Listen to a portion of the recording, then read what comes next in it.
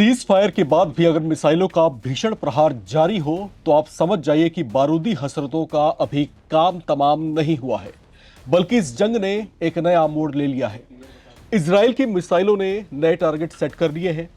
Iran के साथ उसके मित्र लेबनान पर भी हमले शुरू कर दिए गए हैं। बेरूत में एक ऐसा टारगेट अटैक हुआ जिसने हिजबुल्लाह के टॉप सर्कल को हिला कर रख दिया। चंद मिनटों में लाशें बिछ गईं, जिसमें कुछ नाम हिजबुल्लाह की टॉप लीडरशिप से भी जुड़े हुए हैं।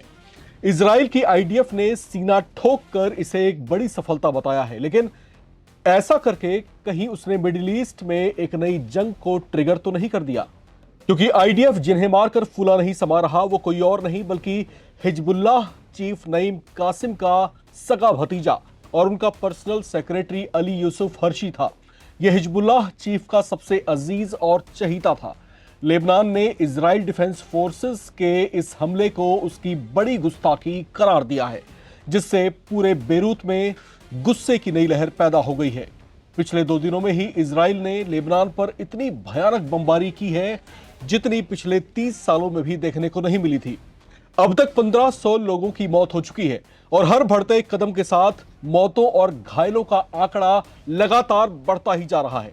लेकिन ये कहानी यही खत्म नहीं होती, क्योंकि ये इजराइल की ओर से जानबूझकर किया गया एक टारगेट अटैक था, जिसका मकसद लेबनान को उकसाना, उसे जंग के लिए ललकारना और इसे हिजबुल्लाह की कमांड चेन को तोड़ने की कोशिश का हिस्सा माना जा रहा है। क्योंकि इजराइल डिफेंस फोर्स ने जिस अली यूसुफ हर्शी को मौत के घाट उतारा है वो हिजबुल्लाह चीफ नईम कासिम का सबसे भरोसेमंद सलाहकार और सिक्योरिटी सिस्टम का एक बेहद अहम हिस्सा था। ऐसा कहा जा रहा है कि ये हिजबुल्लाह चीफ के हर बड़े फैसले में जो है रजामंदी इसकी भी हुआ करती थी। अली यूसुफ हर्शी को मारकर इजराइल ने सीधे हिजबुल्लाह के दिल पर वार किया है। लेबनान में हिजबुल्लाह पर हुए इस हमले की टाइमिंग पर अगर आप गौर करेंगे तो ये सब तब हुआ जब ईरान और अमेरिका के बीच सीज फायर हुआ था। लेकिन अब सवाल ये उठता है कि जब सीज फायर हो ही गया था तो फिर अब ये हमले क्यों? दरअसल ईरान ने सीज फायर के दौरान ये मांग भी रखी थी कि हमले न सिर्फ उस पर बंद किए जाएं बल्कि अमेरिका और इजराइल को लेबनान और हिजबुल्लाह पर भी हमले बंद करने होंगे। यानी ईरान ने एब्सोल्यूट पीस की मांग की थी, जिस पर अमेरिका और इजराइल ने दो टूक जवाब दिया था कि सीज फायर अमेरिका और ईरान के बीच हुआ है, लेबनान और हिजबुल्लाह इस एग्रीमेंट का हिस्सा नहीं है। उसी वक्त लेबनान के खिलाफ खतरे की घंटी बज गई थी। जैसी उम्मीद थी इजराइल ने ठीक वैसा ही किया भी। लेबनान की राजधानी बेरूत में भीषण एयर स्ट्राइक कर उसने पूरी राजधानी को मलबे में जो है तब्दील करना शुरू कर दिया है, इस बात की परवाह किए बिना कि राजधानी में बहुत से मासूम शहरी रहते हैं, जिनके घरों में महिलाएं, छोटे छोटे मासूम बच्चे और बुजुर्ग भी हैं।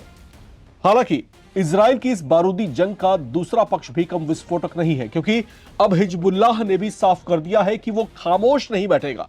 उसने इजराइल पर सीज फायर के उल्लंघन का आरोप लगाते हुए वेट एंड वॉच की धमकी दी है। कह दिया है कि तुमने हमला तो कर दिया है, लेकिन जवाब में हम भी देरी नहीं करेंगे। जिस समय आप ये खबर सुन रहे हैं, हिजबुल्लाह की भीषण जवाबी कार्रवाई शुरू हो चुकी है। हिजबुल्लाह ने लेबनान बॉर्डर के पास इजरायली इलाके मनारा पर रॉकेट बरसाने शुरू कर दिए हैं। इजराइल और ईरान समर्थित हिजबुल्लाह के बीच दुश्मनी बहुत पुरानी है।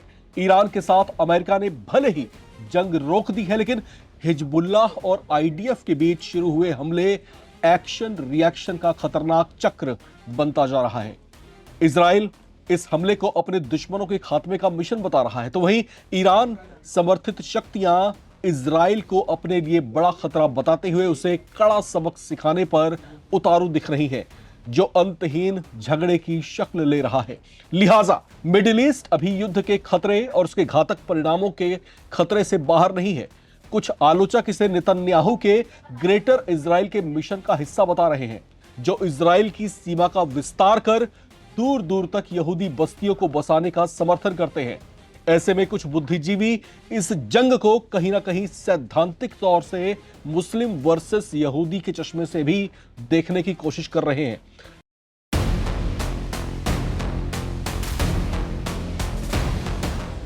क्या अमेरिका और ईरान में जंग अब और घातक होगी? क्या ईरान अमेरिका पर अब किसी भी हाल में भरोसा नहीं करेगा? 14 दिन का सीज फायर आखिर क्यों 24 घंटे भी नहीं टिक पाया। अमेरिका, इजराइल और ईरान में पिछले करीब 1 महीने से ज्यादा वक्त से चली जंग और फिर 40वें दिन हुआ सीज फायर एक बार फिर खतरे में है। ऐसा हम इसलिए कह रहे हैं क्योंकि इस समझौते के तहत ईरान और अमेरिका एक दूसरे के प्रस्तावों के कई बिंदुओं को मानने को राजी नहीं है। जहां ईरान ने अपने 10 सूत्रीय मांगों में लेबनान को भी शामिल किया है, यानी कि लेबनान पर हमला ना करने की बात कही है, लेकिन बावजूद इसके इजराइल ने सीज फायर वाले दिन ही लेबनान पर इतने भीषण हमले किए कि इसमें 250 से ज्यादा लोगों की मौत हुई। इजराइल का दावा है कि इस समझौते में लेबनान शामिल नहीं है, वहीं ईरान का दावा है कि उसकी मांगों की लिस्ट में लेबनान पर हमला ना किया जाने की बात भी शामिल है। हालांकि बाद में अमेरिकी उपराष्ट्रपति ने इस बात पर जवाब दिया और कहा कि ईरान को गलतफहमी है, इस समझौते में लेबनान शामिल नहीं है। वहीं अब इस बात से नाराज ईरान ने समझौते और सीजफायर को पूरी तरह से नकार दिया है। ईरान ने साफ कर दिया है कि अगर ऐसा है तो फिर ना तो जंग रुकेगी और ना ही अब कोई बात होगी, क्योंकि अमेरिका एक तरफ सीजफायर का दिखावा कर रहा है तो दूसरी तरफ इजराइल लेबनान में मिसाइलें बरसा रहा है।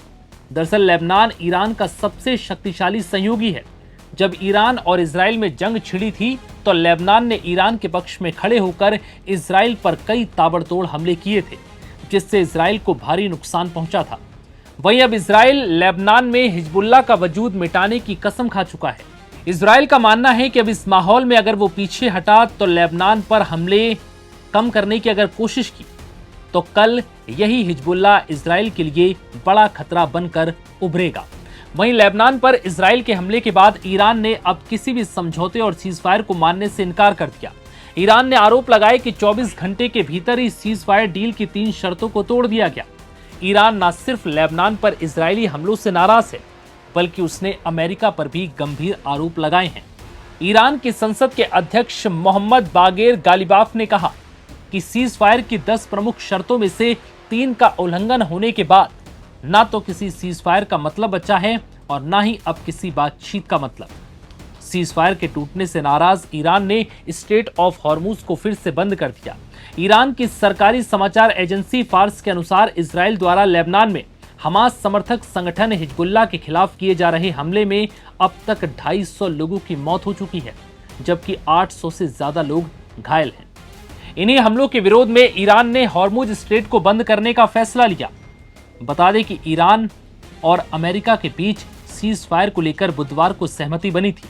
इस समझौते के तहत ईरान को पूरी सुरक्षा के साथ हॉर्मुज स्ट्रेट खोलना था, जिससे कि दुनिया भर में वैश्विक ऊर्जा की आपूर्ति आसानी से हो सके। लेकिन इससे पहले ही ये सब सुचारू ढंग से चलता, इजराइल ने लेबनान पर हमला कर पूरे सीज फायर को खतरे में डाल दिया।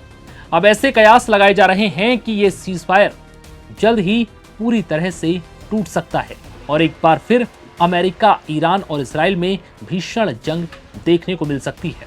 नव भारत टाइम्स की रिपोर्ट में फिलहाल इतना ही।